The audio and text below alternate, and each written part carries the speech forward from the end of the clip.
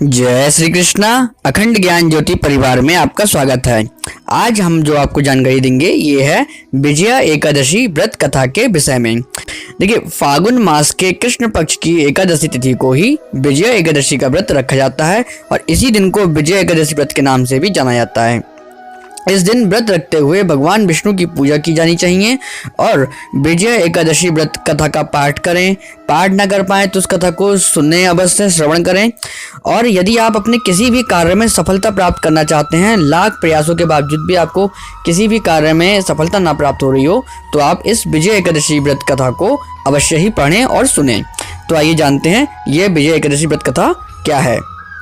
धर्मराज युधिष्ठिर बोले, हे जनार्दन, फागुन मास के कृष्ण पक्ष की एकादशी का क्या नाम है तथा उसकी विधि क्या है, कृपया करके आप मुझे बताइए। तब सब पर कृपा करने वाले श्री भगवान बोले, हे राजन, फागुन मास के कृष्ण पक्ष की एकादशी का नाम ही विजया एकादशी है। इस व्रत के प्रभाव से मनुष्य को विजय प्राप्त होती है। यह सब व्रतों से उत्तम व्रत है। इस विजया एकादशी के महात्म्य के श्रवण व पठन से समस्त पाप नाश को प्राप्त हो जाते हैं। एक समय देवर श्री नारद जी ने जगत पिता ब्रह्मा जी से कहा, महाराज, आप मुझसे फागुन मास के कृष्ण पक्ष की एकादशी का विधान कहिए। तब ब्रह्मा जी कहने लगे कि हे नारद, विजया एकादशी का व्रत पुराने तथा नए पापों को नाश करने वाला। इस विजया एकादशी की विधि मैंने आज तक किसी से भी नहीं कही है। यह समस्त मनुष्यों को विजय प्रदान करती है। त्रेता युग में मर्यादा पुरुषोत्तम श्री रामचंद्र जी को जब 14 वर्ष का वनवास हो गया, तब वे श्री लक्ष्मण जी तथा सीता जी सहित पंचवटी में निवास करने लगे। वहां पर दुष्ट रावण ने छल पूर्वक जब सीता जी का हरण कर लिया, तब इस समाचार से श्री रामचंद्र जी तथा लक्ष्मण जी अत्यंत व्याकुल हुए और सीता जी की खोज में चल दिए। घूमते घूमते जब वे मरणासन जटायु के पास पहुंचे, तो जटायु उन्हें सीता जी का वृत्तांत सुनाकर स्वर्गलोक को चला गया। कुछ आगे जाकर उनकी सुग्रीव से मित्रता हुई और बाली का वध किया गया। हनुमान जी ने लंका में जाकर सीता जी का पता लगाया और उनसे श्री रामचंद्र जी और सुग्रीव की मित्रता का वर्णन भी किया। वहां से लौटकर हनुमान जी ने भगवान राम के पास आकर सब समाचार कहे। श्री सीता रामचंद्र जी ने वानर सेना सहित सुग्रीव की संपत्ति से लंका को प्रस्थान किया। जब श्री रामचंद्र जी समुद्र किनारे पहुंचे, तब उन्होंने मगरमच्छ आदि से युक्त उस अगाध समुद्र को देखकर लक्ष्मण जी से कहा, इस समुद्र को हम किस प्रकार पार करेंगे।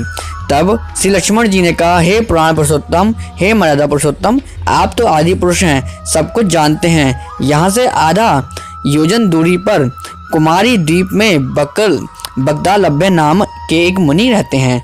उन्होंने अनेक ब्रह्मा देखे हैं। आप उनके पास जाकर इसका उपाय पूछिए। लक्ष्मण जी के इस प्रकार के वचन सुनकर श्री रामचंद्र जी बगदालभ्य ऋषि के पास गए और उनको प्रणाम करके बैठ गए।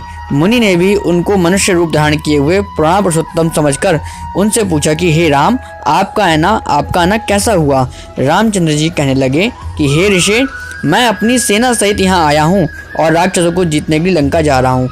आप कृपा करके समुद्र पार करने का कोई उपाय बतलाइए, मैं इसी कारण से आपके पास आया हूँ।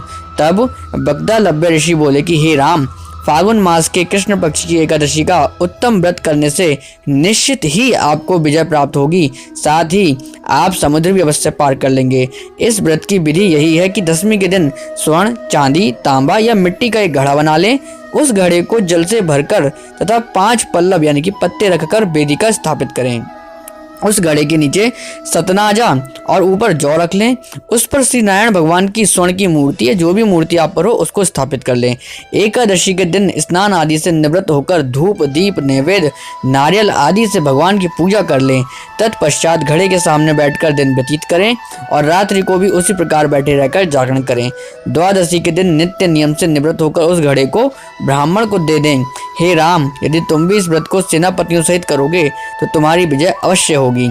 श्री रामचंद्र जी ने ऋषि के कथानुसार इस व्रत को किया और इसके प्रभाव से दैत्यों पर विजय प्राप्त की। अतः हे राजन, कोई भी मनुष्य इस विधि पूर्वक इस पवित्र व्रत को करेगा, दोनों लोकों में उसकी विजय अवश्य ही होगी। श्री ब्रह्मा जी ने नारद जी से कहा था कि हे पुत्र, जो कोई इस व्रत के महात्म्य को पढ़ता या सुनता है, उसको वाजपेय यज्ञ का भी फल प्राप्त होता है। तो देखिए ये थी विजया एकादशी की पवित्र व्रत कथा, जिसको सुनने मात्र से ही सारे पाप नष्ट हो जाते हैं।